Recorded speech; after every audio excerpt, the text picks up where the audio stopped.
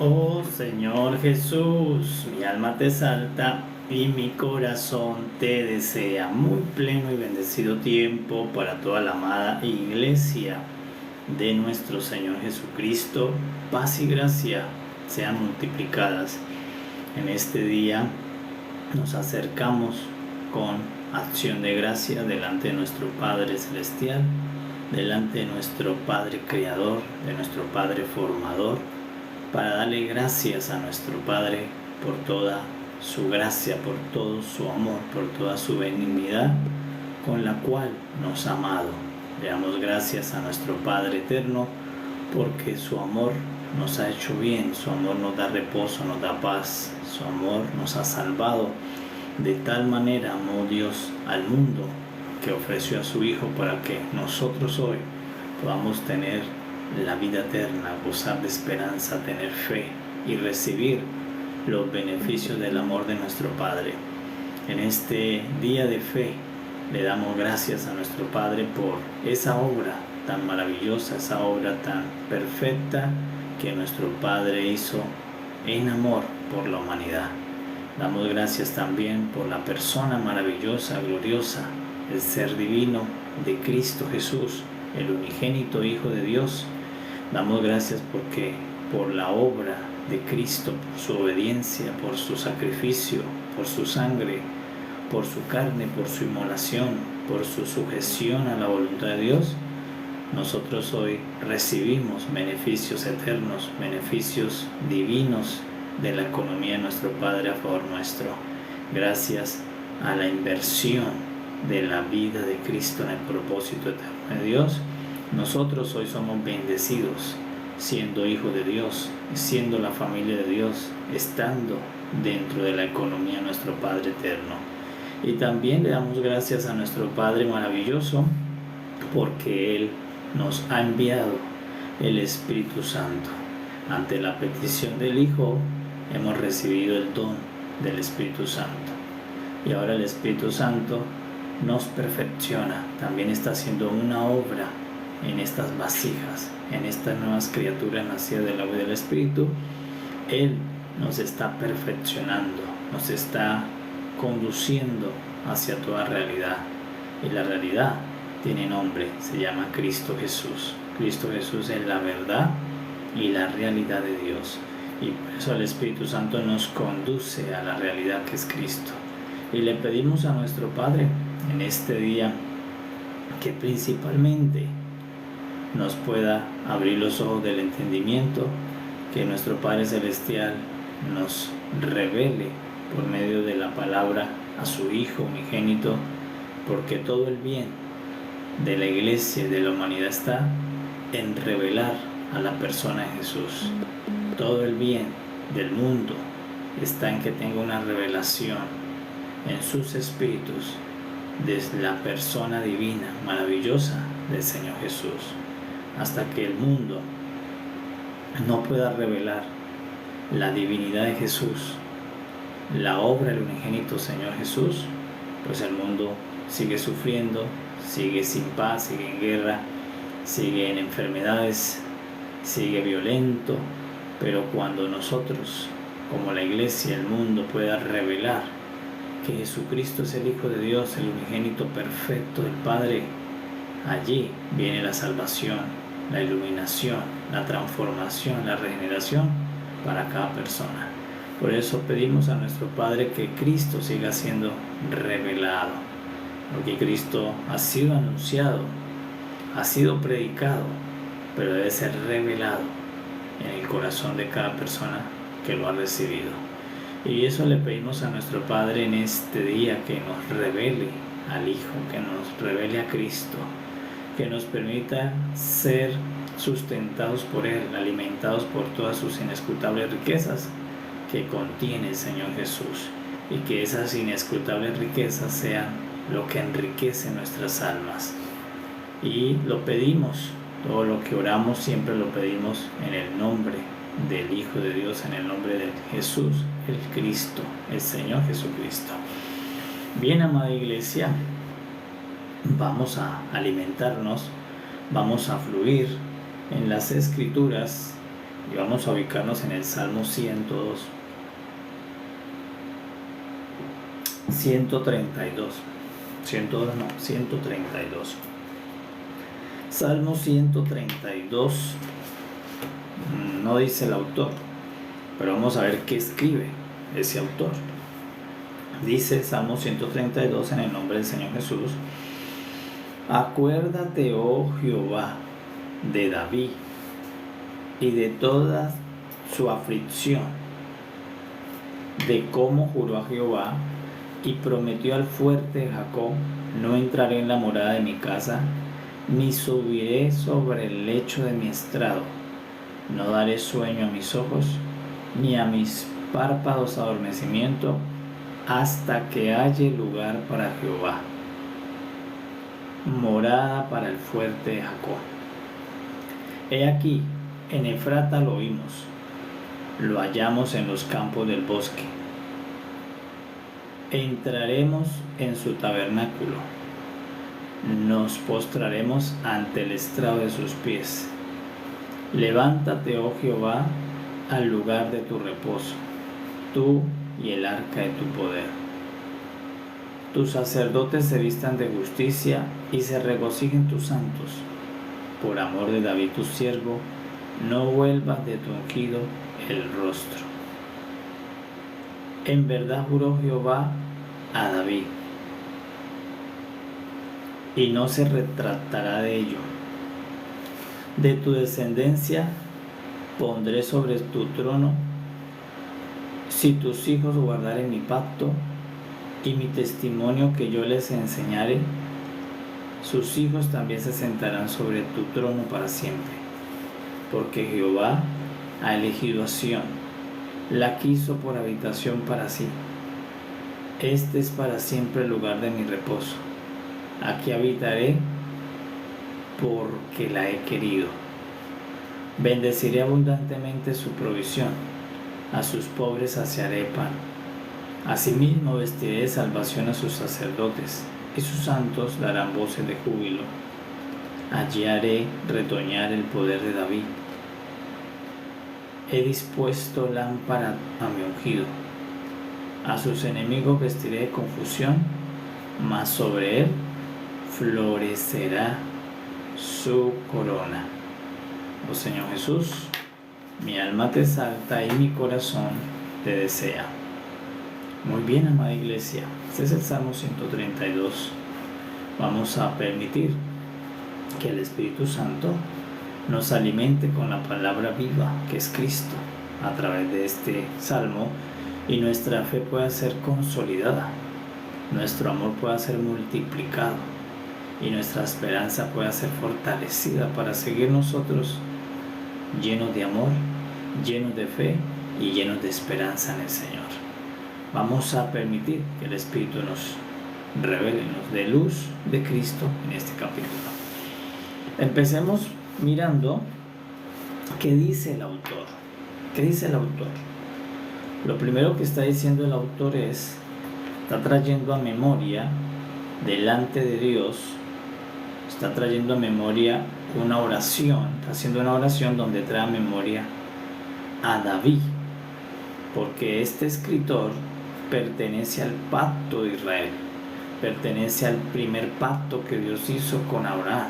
Entonces él está identificando que David es el ungido en su tiempo, que David es ese ungido que Dios trajo para reinar a Israel, para pastorear a Israel, porque Dios ciertamente trajo a David entre la manada de las ovejas y lo puso a gobernar a Israel cuando desechó al rey Saúl. Entonces el autor sabe que este David ha sido escogido por Dios, que Dios lo escogió, y que es cierto, Dios escogió a David en este pacto, en ese tiempo, en esa nación, para ser pastor de las ovejas de Israel, para ser el rey, el príncipe del pueblo de Dios. Entonces él está orando y le trae a memoria a Dios en la oración. Le está diciendo: Jehová Dios, acuérdate. Primero le dice: acuérdate de las aflicciones de David. las aflicciones que sufrió tu ungido, de cómo y por qué se afligió. Entonces nos va a explicar cuál fue la aflicción que presenta el salmista delante de Dios. No son las de él, sino las aflicciones de David, el ungido de Dios. Dice: Jehová, acuérdate de las aflicciones que tuvo tu ungido, tu siervo David, el que tú escogiste para ser rey. Acuérdate de las aflicciones de él mientras que hacía una obra para ti. No fueron las aflicciones personales, no fueron las aflicciones que le vinieron por sus errores, sino está diciendo: acuérdate de las aflicciones, de los sufrimientos, de los padecimientos que el ungido tuyo, tu ungido David, sufrió por hacerte una casa en Jerusalén, casa que luego se llamó Sión. Entonces eso es lo que le está presentando. Está diciendo en la oración: acuérdate, no te vayas a ir de Sión, no te vayas a ir de Jerusalén, no nos abandones porque no hemos podido cumplir el pacto. Ciertamente nosotros los hijos de David hemos invalidado el pacto, no hemos cumplido, pero le está diciendo: quédate en la casa, quédate en la ciudad donde tu ungido, donde tu siervo te trajo. Acuérdate de todo lo que él padeció, acuérdate de lo que fue afligido por poderte traer tu casa, por poder traer el arca de regreso. Entonces no está presentando las aflicciones por sus errores personales, porque también el rey David, aunque era ungido, tenía carne, tenía pecado, él cometió delitos. Allí participó de un asesinato para tomar una mujer, hizo otras cosas incorrectas, pero el salmista no presenta esas aflicciones que tuvo después. Él presenta la aflicción que David tuvo por traer el arca, por hacerle una casa a Dios, por hacerle una ciudad a Dios. ¿Por qué?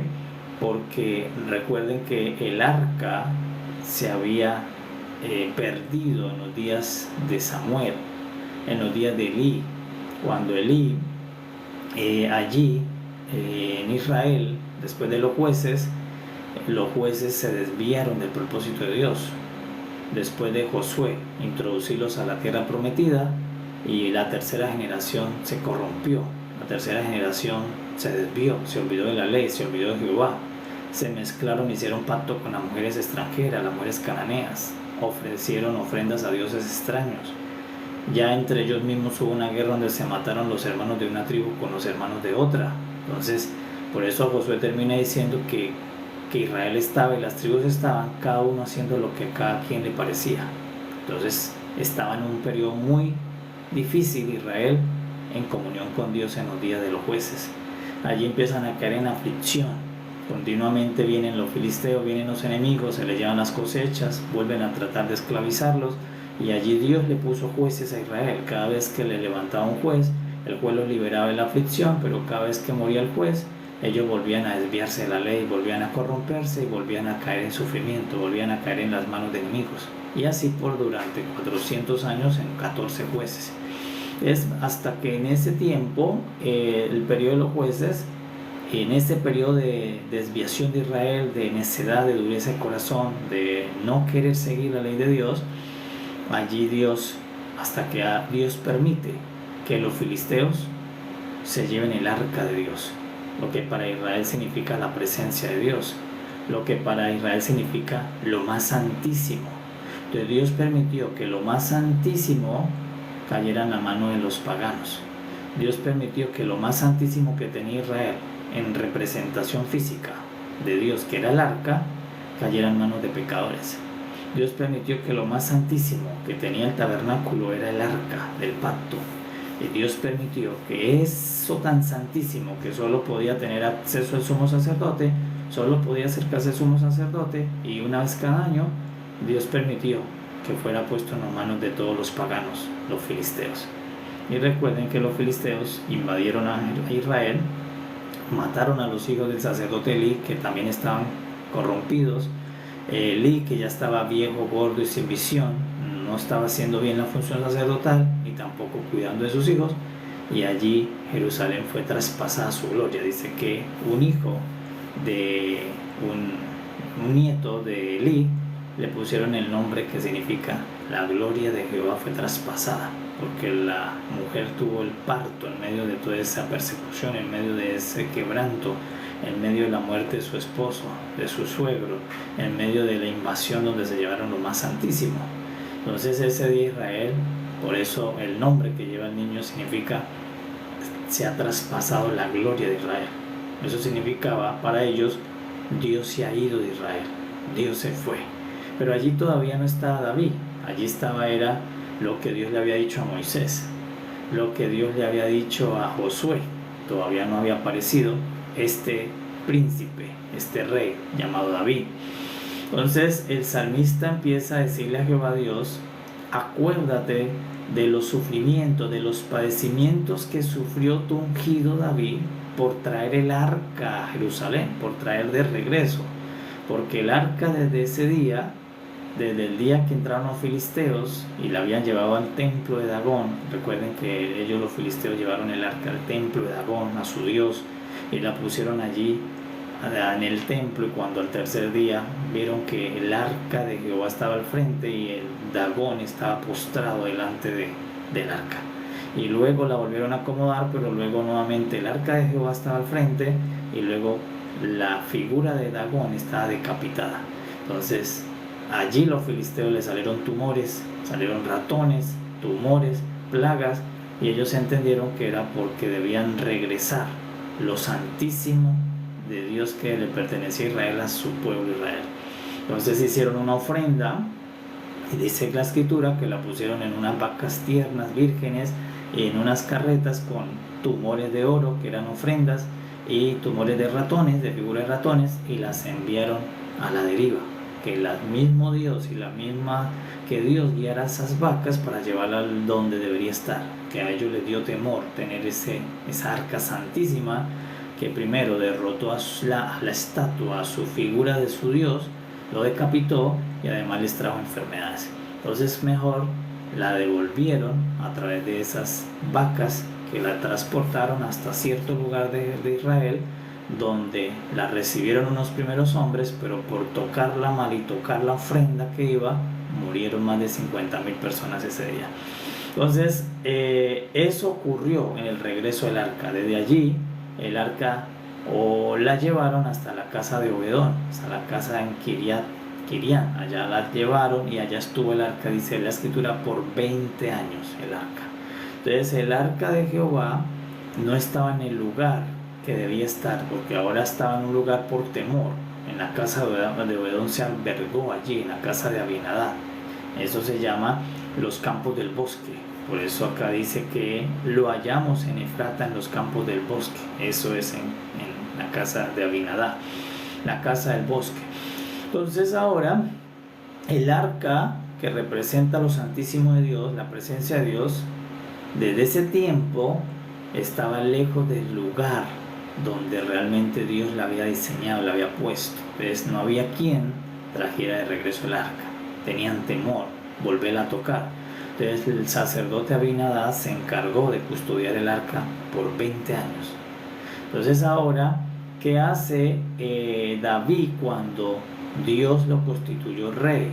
Cuando Dios lo constituyó príncipe de Israel. Entonces dice el salmista que lo primero que él se propuso fue algo. Dice que se propuso con juramento. Dice, David hizo un juramento. Juró a Jehová que no iba a descansar, que no iba a dar sueño a sus ojos, no iba a dar sueño a sus párpados, que iba a hacer todo lo esfuerzo, lo posible por traer de regreso el arca a Jerusalén, a hacerle una casa donde estuviera en reposo el arca de Dios, porque para ellos el arca era la presencia de Dios. Entonces David dice que juró traer de regreso la presencia de Dios a Israel, y para eso pues hubo unas aflicciones, tuvo que enfrentar guerras, pasar por territorios para volver a traer.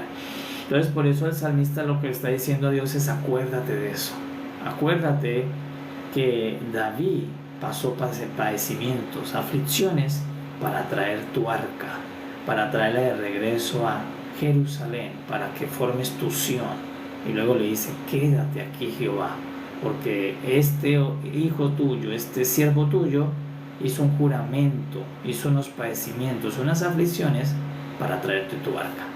Ese es el contexto del Salmo, porque de pronto alguien lo lee solo, no lo va a entender mucho porque necesita ver el contexto que está hablando. El salmista está recordando algo que pasó en Efrata, está recordando cómo trajeron el arca de la ciudad de los campos, cómo la trajeron en los campos del bosque, de la casa de Abinadab. Entonces ahora el rey David dice que eso fue lo que juró cuando se hizo rey. Juró traer el arca del pacto, el arca de la alianza, a su casa, a la ciudad de Jerusalén. Dice que juró que no iba a entrar en la casa de él, no iba a subirse en el lecho de su estrado hasta que el arca de Jehová volviera, y él se iba a encargar de traerla. Hizo un juramento. ¿Y lo cumplió? Sí, David cumplió ese juramento. Entonces por eso le está diciendo, Jehová, acuérdate que tu siervo David cumplió el juramento. Ahora le está diciendo, cumple tú el tuyo. Ahorita vamos a ver el juramento de Dios. Primero está el juramento de David. Es que le dice el salmista que está orando, acuérdate que tu arca fue traída por tu ungido David, con sacrificio, con padecimiento, aflicción. Hubo muerte en el camino. Porque cuando David ya fue rey y tuvo fortaleza en sus ejércitos y dominio y conquista, fue a traer el arca. De regreso fue a traerla. Pero dice que cuando fue a traerla, habían los hijos de Abinadab, la prepararon y colocaron el arca nuevamente en unas ganados, en unas vacas, como lo habían hecho los filisteos, lo cual era la manera incorrecta, porque desde que Dios le dio la ley a Moisés, en la ley Dios le había enseñado a Moisés cómo se transportaba el arca. Se transportaba sobre los hombros de sacerdotes, de levitas santificados. Entonces ya el transporte que hizo Abinadab, que era quien la tenía, que era el sacerdote, y los hijos lo hicieron incorrectamente, porque la pusieron sobre animales, para transportarla sobre animales, como habían hecho los filisteos cuando la regresaron. Entonces ya habían empezado mal.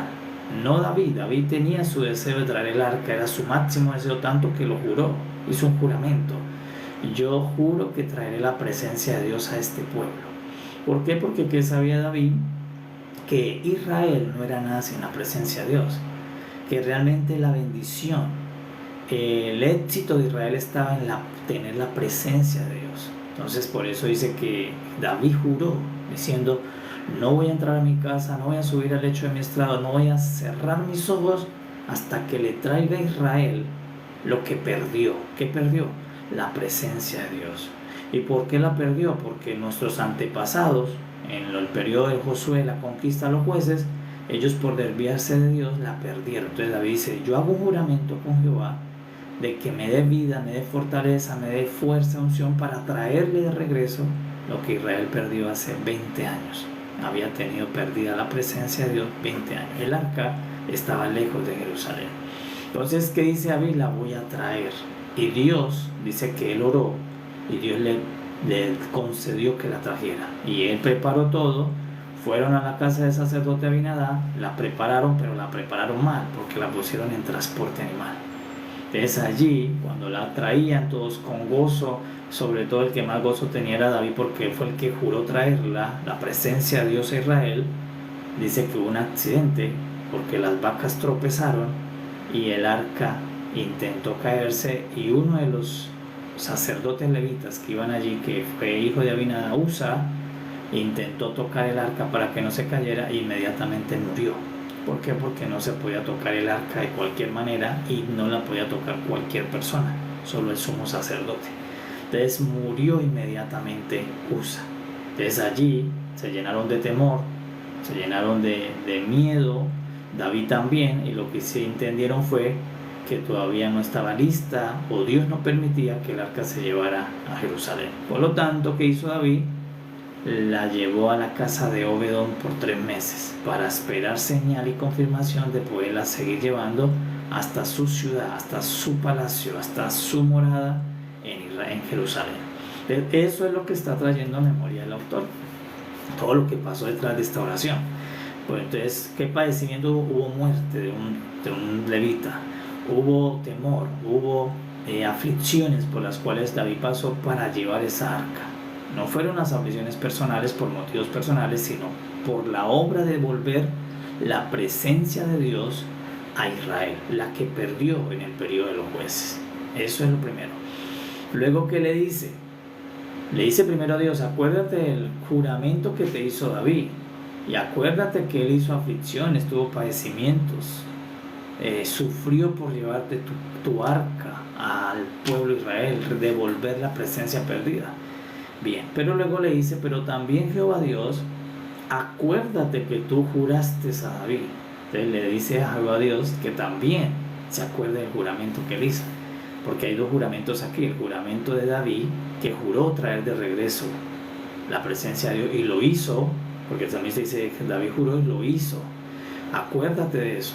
Y luego le dice a Dios: pero también acuérdate que tú le juraste a David tu siervo, tu ungido, tu rey, que le darías tu trono para siempre, un descendiente del linaje de él, de los hijos de él, que para siempre el trono estaría aquí en Sión y habría un descendiente de David en ese trono. Acuérdate de eso. Eso es lo que le dice el salmista. ¿Por qué? Porque pues Israel está pasando por mal momento.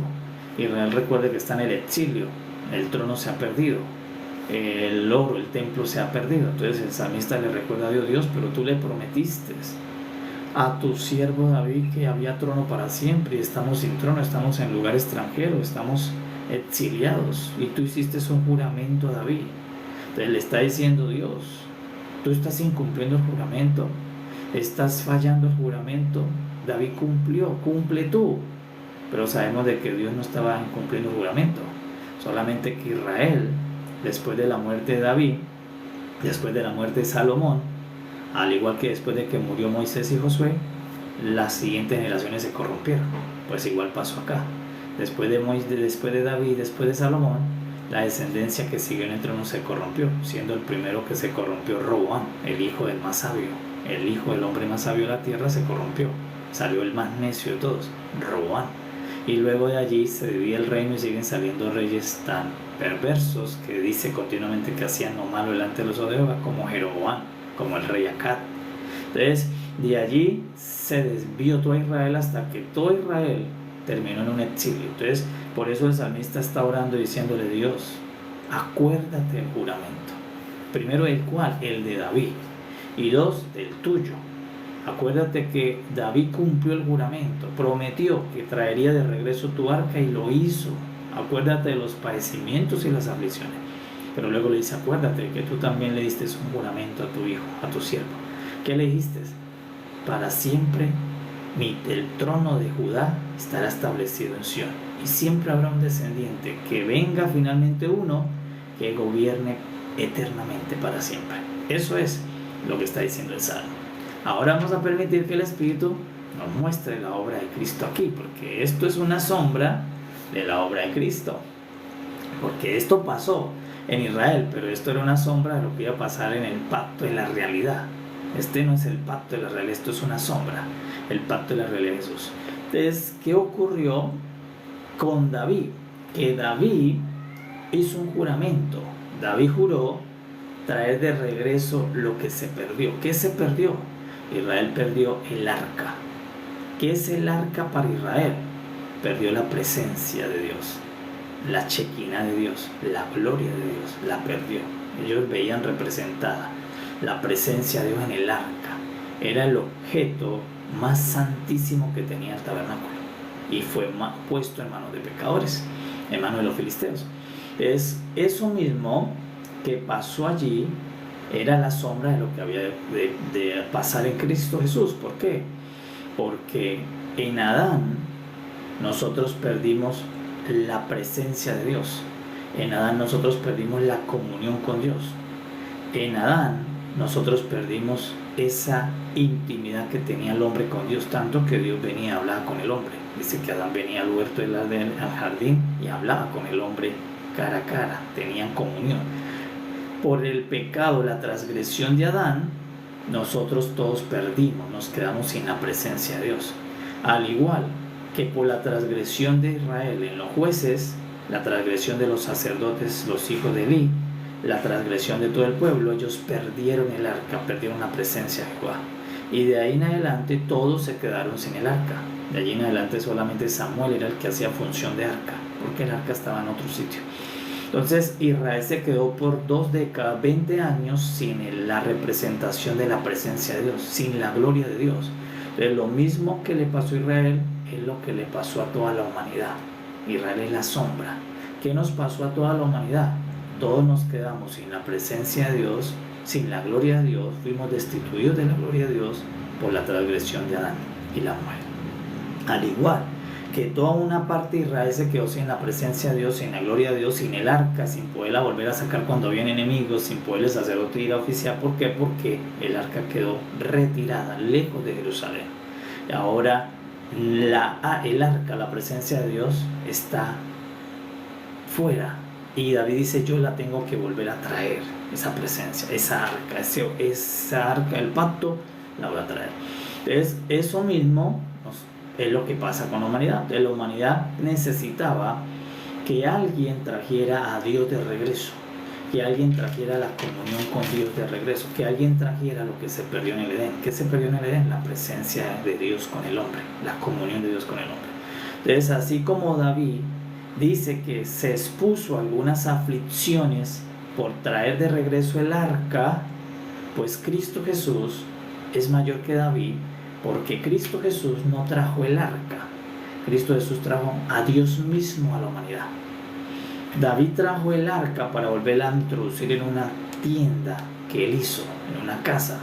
Pero Cristo Jesús vino para traer de regreso a Dios a los hombres y depositarlo en esta casa, en este tabernáculo. Entonces, por eso la obra de Cristo es mayor que la de David, porque David trajo de regreso un arca a una casa física, pero Jesús trajo la presencia, la sustancia completa de Dios, no en un arca completa directa a través del Espíritu Santo, y la colocó en las nuevas casas que somos nosotros. Entonces, por eso David es sombra, Cristo es realidad. David es una sombra que pasó allí en sombra, figura, pero era de lo que Cristo había de hacer. ¿Por qué Cristo es más grande que David? Porque David trajo fue un arca, un objeto hecho de madera con oro, pero Jesús, el Hijo de Dios, trajo a Dios completo en sustancia propia a través del Espíritu Santo y se lo depositó a los hombres. No lo depositó en una casa de ladrillo, no en una casa de 4 paredes hecha por mano, la depositó dentro nuestro, convirtiéndonos ahora nosotros en el Sión de Dios, convirtiendo ahora nosotros en la casa de Dios, en el tabernáculo de Dios. Hoy los tabernáculos de Dios somos miles de personas que portamos el Espíritu de Dios adentro. ¿Por qué? Porque Cristo hizo la obra. David no pudo hacer eso. David hizo algo que fue bueno, traer un arca, un objeto de oro mezclado con madera a Jerusalén. Y está bien, pero no es lo perfecto. Lo perfecto no era traer un arca a una ciudad, sino a Dios mismo dentro del hombre. Eso es más perfecto, eso es más completo. Y Cristo Jesús no trajo, por eso Cristo Jesús no fue a buscar dónde está el arca para yo buscarla y traerla. No, porque incluso cuando vino Jesús, Israel está sin arca. Cuando llegó David, Israel estaba sin arca. Y cuando llegó Jesús a la tierra, Israel estaba sin arca, porque recuerda que el arca se volvió a perder. Aunque David la rescató y la volvió a llevar, se volvió a perder. ¿Y por qué se volvió a perder? Por la misma razón por la que se había perdido la primera vez. ¿Por qué se había perdido? Por transgresión, porque el pueblo se corrompió, los sacerdotes se corrompieron, todo el mundo se apartó de la ley, dejaron llamar a Dios, se perdió la primera vez. Y aunque David la trajo de regreso, sufrió, tuvo padecimientos, aflicciones, juró que eso era hasta lo último, haría por traerla, y lo hizo, pero unas 2, 3 generaciones más adelante después de él, la volvieron a perder. ¿Por qué? Porque nuevamente Israel, la del sur y la del norte, todas se corrompieron, y vino Babilonia y se llevó el arca y se desapareció por el resto del tiempo. Cuando viene Jesús, ya había pasado mucho más tiempo de la primera vez, porque la primera vez fueron 20 años sin arca. Por la segunda vez ya habían pasado muchos años, desde Salomón, desde el exilio hasta Jesús, habían pasado ya siglos que Israel no tiene el arca. El arca se desapareció. Entonces cuando viene Jesús, Jesús no dice, Israel, voy a buscar el arca, ¿dónde está el arca para traerla? Por eso es que Israel, una parte lo rechazó, dijeron, este no es el verdadero David, este no es hijo de David verdadero, este es extraño, porque si fuera hijo de David, se hubiera empeñado en buscar el arca, en venir a mirar dónde está el arca para traerle de regreso. Entonces, porque ellos no sabían que Jesús no venía a traer el objeto, sino la sustancia que tenía el objeto en el antiguo pacto. El objeto era la cáscara, el cascarón, y Jesús no se puso a buscar el cascarón, sino que trajo la sustancia que tenía el arca del pacto, que era, tenía Dios mismo. Entonces, por eso cuando viene Jesús, muchos pensaron que él no trajo de regreso el arca a Jerusalén, que por eso él no sería el rey, que por eso él no sería el digno de estar en el trono. Por eso lo rechazaron, porque la primera vez que vino David ungido, él fue lo primero que juró. Lo primero que juró es: voy a enfrentar todos los enemigos que tengan el arca y la traigo. Entonces, cuando llegó Jesús, él no llegó a buscar enemigos para buscar el arca. Entonces ellos dijeron: este no es el Mesías, este no es el Hijo de Dios. Porque si es el Mesías, la primera señal que debe tener es que traiga de regreso el arca que se nos perdió en Babilonia, el arca que debe estar en algún lugar. Él la debe buscar para que la gloria de Sión vuelva a ser, porque ellos sabían que Israel, Jerusalén, no tiene gloria sin el arca, no es Sión sin el arca. Entonces, por eso cuando Jesús llega, al verles ellos que Jesús no está motivado, no está haciendo ningún juramento por traer el arca, por buscarla, por buscar quiénes la tienen, ellos dicen: este no es hijo de David, este no es el Mesías, este es un falso Mesías, un falso profeta. Y lo desecharon, porque no podían ver la realidad. ¿Cuál era la realidad? Que Jesús no iba a traer el arca hecha de madera y de acacia, porque él es el arca, sino que él mismo iba a traer lo que contenía el arca, a Dios. Y él, Jesús, por sus padecimientos, que son mayores que los de David, porque David se enfrentó a filisteos, se enfrentó a jebuseos, se enfrentó a muchos para ir en el camino a traer el arca, pero él los enfrentó con algunas aflicciones, pero no con muerte. Pero Cristo Jesús, para poder volver a traer la presencia de Dios a nuestras vidas, adentro de nuestro espíritu y corazón, Jesús tuvo que ir hasta el abismo. Y para ir al abismo, pues nadie va al abismo vivo. Tuvo que primero entrar al mundo naciendo, y luego tuvo que entrar a la guarida del enemigo más fuerte abajo de la tierra, y para entrar allá tendría que entrar en otro estado, muriendo. Entonces, por eso Jesús primero entró naciendo al mundo, para luego ir abajo al abismo muriendo. Entonces, por eso el Verbo de Dios se encarnó primero para entrar al mundo, y luego para poder morir para entrar al abismo, porque nadie podía entrar al abismo si no nace, porque todos para entrar al abismo tienen que morir, y el Verbo no podía bajar directamente al abismo porque no es legal, porque tendría que entrar por muerte. Entonces, por eso el Verbo toma vida humana, la vive 33 años para entrar al lugar donde está el arca, donde está la llave del reino, donde era la oportunidad de traer la presencia de Dios nuevamente a los hombres. Entonces, por eso Cristo es el verdadero juramento, Cristo es el verdadero David, Cristo es el que sí trajo de regreso la presencia de Dios a la humanidad. Y los padecimientos de Cristo son los que Dios hoy se acuerda. Dios no se acuerda de los padecimientos de David, ni de Jacob, ni de Moisés, ni de Abraham. Por muy buena obra que hicieron, eso era una sombra. Hoy los padecimientos que se acuerda Dios por haberlo traído a alguien a la tierra, es el único que lo pudo traer, fue su propio hijo, el hijo unigénito Jesús, que ciertamente es descendiente del linaje de David. Sí, es del linaje de David, pero es hijo de Dios. Por eso es hijo de Dios, hijo del hombre. Entonces, ahora Jesús es el que verdaderamente trajo la realidad, trajo a Dios completo, no un arca que vuelve y se pierda. Por eso David, aunque trajo el arca, se volvió a perder, pero Jesús trajo a Dios ahora a ti, a tu vida, y ya nunca más se pierde.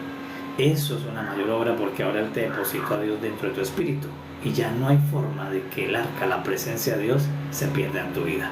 Entonces, por eso, ¿qué padecimientos tuvo David? Tuvo padecimientos, tuvo aflicciones, pero Cristo Jesús tuvo muerte, tuvo crucificación, tuvo humillación, fue escarnecido y finalmente fue muerto.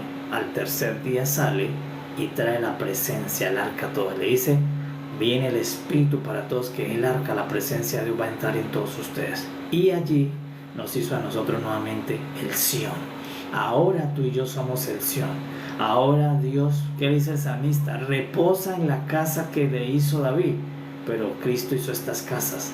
Ahora Dios reposa aquí, dentro de nosotros. Él es nuestro reposo. Entonces, ahora ¿qué dice el salmista? Le dice, y tú le juraste a David que siempre le darías el trono. Y Dios cumplió, porque el trono se lo ha dado a Jesús, y Jesús en el linaje es hijo de David, es de la descendencia de David. O sea que Dios ha cumplido su promesa. Dios cumplió el juramento con Jesús. Pero la obra de Jesús es más grande que la que hizo David. Entonces, así como en Israel hubo uno que se expuso su vida por traer de regreso la presencia de Dios a Israel hasta hacer unción, pues vino uno más grande que él, que no solamente expuso aflicciones, entregó totalmente su vida en inmolación para poder traer de regreso al Dios que Adán dejó perder en el Edén, al Dios que Adán por su transgresión lo perdió. El hombre, la humanidad perdió a Dios en el Edén, en la transgresión. Entonces Cristo viene y trae de regreso a Dios a tu vida. Por eso que tienes que saber, amado, que Dios está dentro tuyo. El Padre, el Hijo y el Espíritu moran dentro de ti, gracias al que trajo a Dios procesado para habitar dentro de esta casa, a Cristo. ¿Qué hizo David primero? Fue y preparó la casa, y también Cristo preparó nuestra casa. Por eso él dijo, yo voy a preparar moradas. Nos prepara a nosotros para recibir a Dios. Entonces David fue y preparó una casa allí de pieles, de carnero, de madera, de metales, pero Cristo hizo una mejor casa. Esta la convirtió en la casa de Dios, tu ser, y allí improntó a Dios. Dios habita, el Padre, el Hijo y el Espíritu, dentro tuyo, dentro mío. Tú eres el tabernáculo de Dios, yo soy el tabernáculo de Dios. Nosotros somos la ciudad santa de Dios. El Sión de Dios lo es cada persona que Cristo ha entrado en él para hacer una morada y depositar la chequina, la gloria, la presencia de Dios.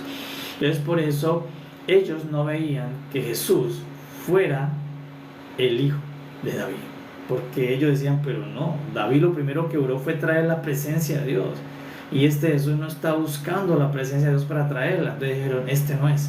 Pero no podían ver que él sí era, que estaba trayendo a Dios completo, estaba trayendo el cielo completo a la tierra, estaba trayendo a Dios completamente a hacer la plenitud del hombre.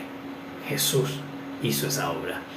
¿Con qué aflicción? No como la de David, que fueron aflicciones físicas, con muerte misma, en muerte de cruz. Nuestro amado Jesús, para traer la presencia de Dios, tuvo que encarnar su eternidad en mortalidad, en un cuerpo humano, y luego ir a la muerte, para ir al abismo y traer de regreso la legalidad de que el hombre pueda portar a Dios dentro y ser los portadores del arca del pacto, ser los portadores de la gloria de Dios, de la presencia de Dios, para que Dios habite y repose en esta casa. Entonces, ¿qué más dice el Espíritu en esta foto? Que David, cuando traía el arca de regreso, que fue lo que juró, traer el arca, que en eso invertiría su vida, mientras que traía el arca, alguien sufrió muerte. Usa murió en el traslado. Entonces, ¿qué estaba anunciando la foto? Que en la realidad, cuando alguien trajera la realidad a Dios a los hombres, cuando alguien trajera no un objeto, no un arca de oro y de madera, sino a la presencia de Dios genuina, tangible, completa, perfecta, real, cuando alguien la trajera, la foto nos está diciendo qué iba a ocurrir. Iba a morir un inocente. Para poder traer la presencia de Dios, tenía que haber el sacrificio voluntario de un inocente, humano, no del sacrificio de animales que era impuesto, porque el corderito no alzaba la mano y decía, llévenme a mí para la expiación, no. Incluso dice que bramaba cuando lo están haciendo. ¿Por qué? Porque no quería morir, porque ningún animal quiere morir cuando lo están matando, brama. Entonces los animalitos sí iban, pero era por imposición del otro, por imposición del hombre, no era voluntario. ¿Cómo se debía traer la presencia de Dios? Debía ofrecerse un sacrificio voluntario humano, de la vida humana. Y por eso no era un niño, porque el niño también sería impuesto. Por eso Dios nunca pidió sacrificio de niños, porque si es un niño es impuesto, no es voluntario. Pero ya alguien de 30 años es voluntario, es una inmolación, es una entrega. Entonces Jesús, en la foto que estaba diciendo que para poder traer el arca perdida, la presencia perdida, la gloria traspasada a Israel para hacer la unción, tendría que morir un inocente. ¿Es quién murió? Usa, como foto. Pero Usa no murió ofreciéndose, él murió por accidente, como foto. Él no dijo, voy a tocar el arca para ofrecerme sacrificio. Fue un accidente, involuntariamente tocó el arca. No fue que él se ofreció. Pero lo que pasó, el accidente, lo feo que se ve, era la foto de lo que iba anunciando la revelación. Que iba anunciando que para traer a Dios a tu vida, a mi vida, a la humanidad, un inocente iba a tener que entregarse. ¿Y cuál inocente se entregó para traer el arca, la presencia de Dios? El ser más puro, más santísimo, que no tiene ni sombra, el ser que no tiene ninguna malignidad, el ser más divino, puro, su esencia que hay sobre todo el universo. Cristo Jesús, el inocente, tuvo que ofrecerse, ponerse en manos de pecadores para podernos traer a Dios, a ti y a mí, a habitar dentro tuyo, a ser hoy el Sión de Dios, la familia de Dios, el tabernáculo de Dios, a tener a Dios adentro. Entonces por eso en el traslado murió un inocente. Usa se ve que es una muerte injusta, pues cuánto más es injusta la muerte de Cristo, que no cometiendo ningún delito, no cometiendo ningún pecado, siendo tan divino, el ser perfecto, el Hijo unigénito de Dios, lo tocaron los pecadores, lo escupieron, le perforaron las manos, los pies, le arrancaron la barba, le quebraron la nariz, le escarnecieron la espalda con azotes de hueso, de plomo, le burlaron, le golpearon, le pusieron corona de espinas. El más puro, el más inocente, hizo la obra de Dios. Finalmente lo crucificaron, lo pusieron en el lugar donde colocaban. Para Roma la cruz significaba, en la cruz va la escoria humana. Eso era el mensaje de Roma. Aquí, en esa cruz, se pone la escoria de la humanidad, lo que no sirve para hacer sociedad, lo que no sirve para hacer derecho de vivir humanamente. Al más puro, al más santo, a lo santísimo de Dios, lo pusieron en el lugar donde se colocaba la escoria. Él se puso para que tú y yo tuviéramos hoy el privilegio de gozar nuevamente a Dios, de tener el disfrute de nuestro Padre Celestial. Por eso, ¿qué hizo David? David trajo el arca, pero ellos lo vieron porque era un arca física y de todos finalmente se alegraron porque sí hubo la muerte de Usa, pero él golpeó el intento y la llevó y todos veían, oh, trajo el arca. Pero cuando el Señor Jesús trajo a Dios, no se podía ver porque no era un objeto. Entonces por eso hay muchas personas en Israel que creen que Jesús no trajo el arca. Y hay mucha gente del mundo que no sabe que Jesús murió para traerte a Dios. Por eso el mejor regalo que te da el Señor Jesús no es un milagro en los ojos, no es un milagro en tus oídos, no es un milagro en tu lengua para hablar, no es un milagro en tus manos para prosperar. El mayor milagro que te da Cristo Jesús, el mayor bien que David le hizo a ese pueblo fue traer el arca. Y el mayor bien que Jesús le hizo a la humanidad, eso no solo, traer a Dios de regreso con el hombre, para hacerlo uno, comunión, Padre e hijos. Ese es el mayor beneficio de la obra de Jesús, el mayor milagro que Jesús ha hecho es que ya te puso a Dios por dentro. Así como la mayor obra que David hizo no fue quitarle la cabeza a Goliat, la mayor obra que Jesús hizo no fue derrotar a Satanás, porque muchos se podrían centrar en que la mayor obra de David es que quitó la cabeza a Goliat. No, la mayor obra que hizo David fue que trajo de regreso la presencia de Dios y volvió a Jerusalén unción. Y la mayor obra que trajo Jesús no se centra en que derrotó el pecado, en que derrotó al diablo, en que derrotó a Satanás, a sus demonios. No, esa no es la mayor, aunque es una obra, no es la mayor obra. La mayor obra que el Señor Jesús hizo, que me beneficia en una potente manera, es que Él trajo a mi Dios, al que Adán me hizo perder por su transgresión, me lo voy a traer y me lo puso en un lugar seguro donde nunca más se va a perder, ni por causa de que yo transgrediera o por causa que yo cometiera de pronto faltas, no se va a perder. Lo aseguró tanto que ya no se va a perder, aún aunque voluntariamente cometiera un error, ya no vas a perder nunca más al Dios que Cristo te puso por dentro. Por eso David, aunque la metió en un templo luego de oro con Salomón, aunque la metieron con guardas, con centinelas, vigilantes, cuando fallaron la volvieron a perder. Pero Cristo fue tan hermoso que nos metió a Dios en un lugar tan puro, tan protegido, que aunque mi carne hiciera algo contra Dios, ya Dios no se va de tu casa, ya Dios no se va a ir de aquí, ya nadie se lo lleva, ya no se va ni por enemigos ni por tus propias debilidades. Ahora permanece para siempre en vida y después de muerte en resurrección. Con tus éxitos o con tus errores, permanece tu Padre adentro tuyo. Gracias a que Cristo te hizo la morada perfecta de Dios, a que Cristo trajo de regreso a Dios a los hombres.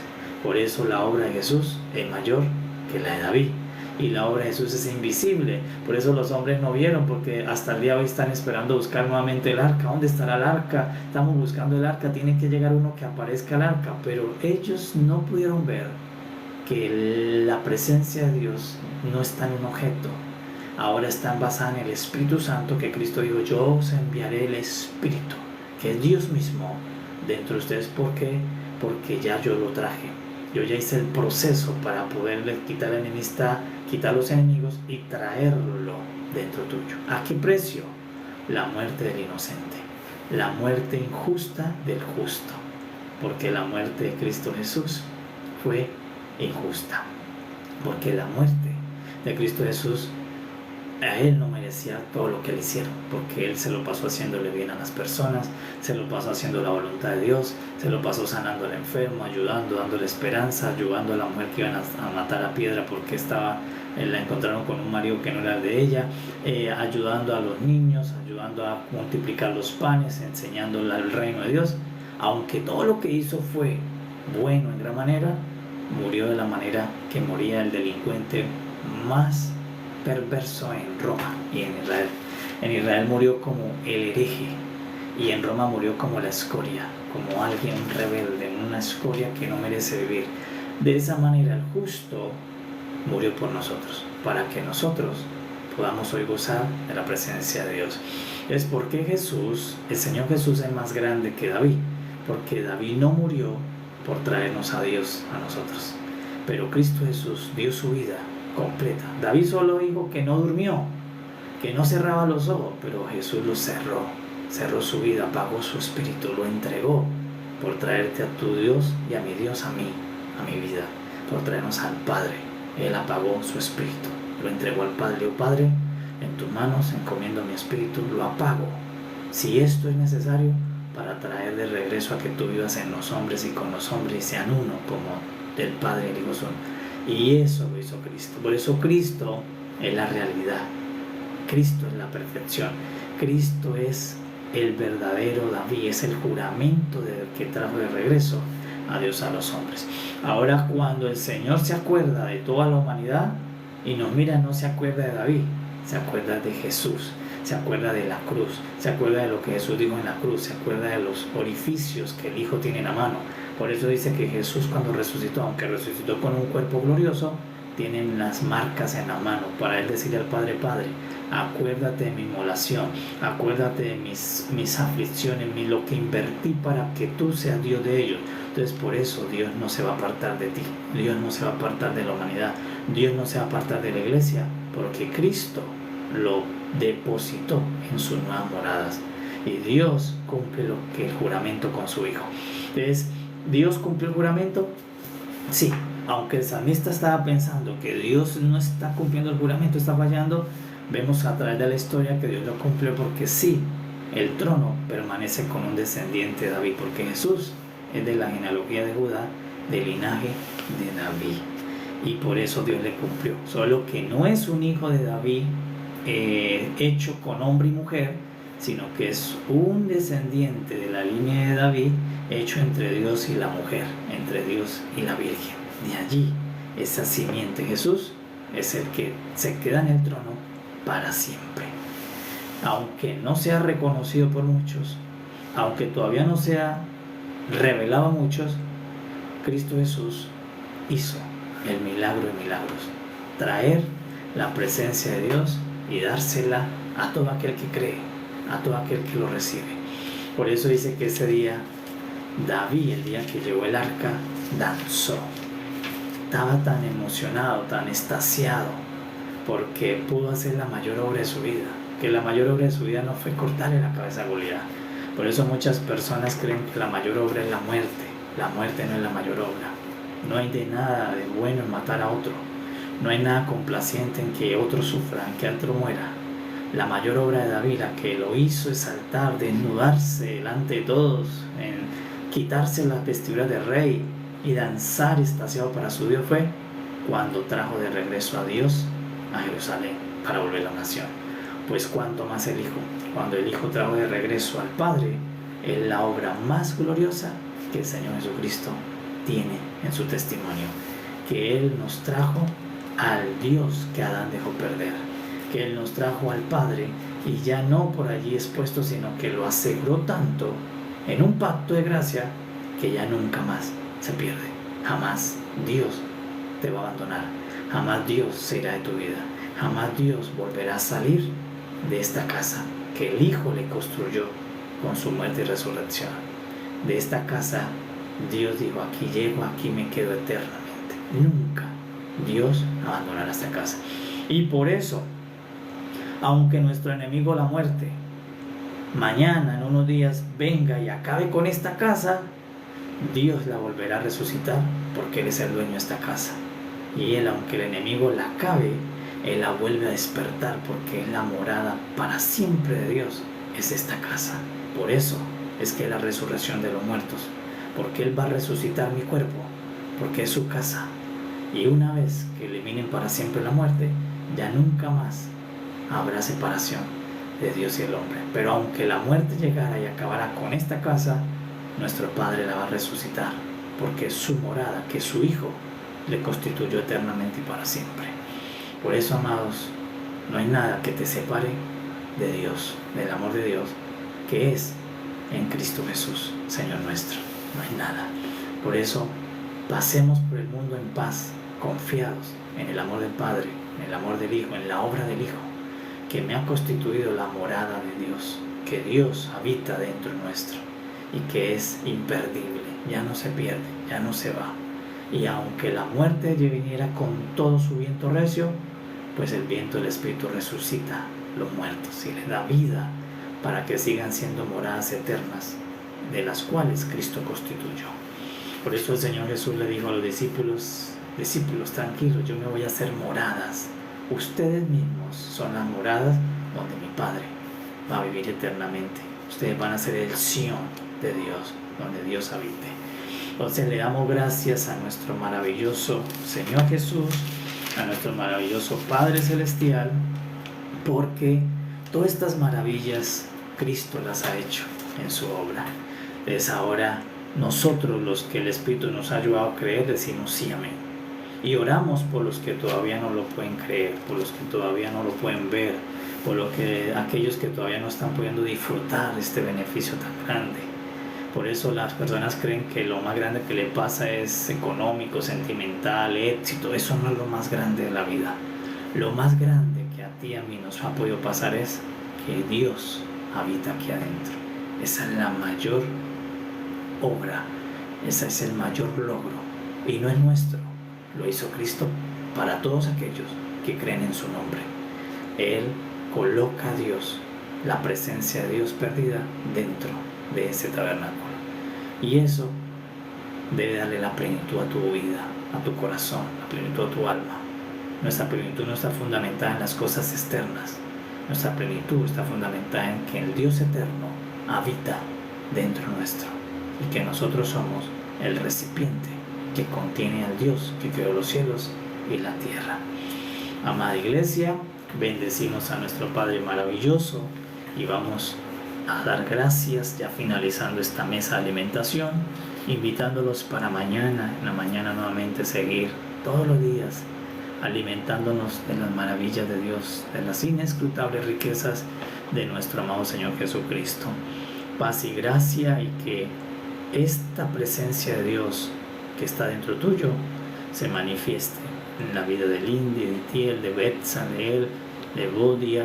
Que esta presencia de Dios que ha sido puesta dentro tuyo se manifieste con poder en tu vida, en la vida de Sandra Ramírez, en la vida de Yesarela, en la vida de Lisama, de Agui, en la vida de Luz, en la vida de Isaac, en la vida de Tiel, de Nelly. Que la presencia que habita dentro tuyo, que puso Cristo, se manifieste con poder, gloria a favor tuyo, y que tú veas que ese Dios habita con poder dentro nuestro.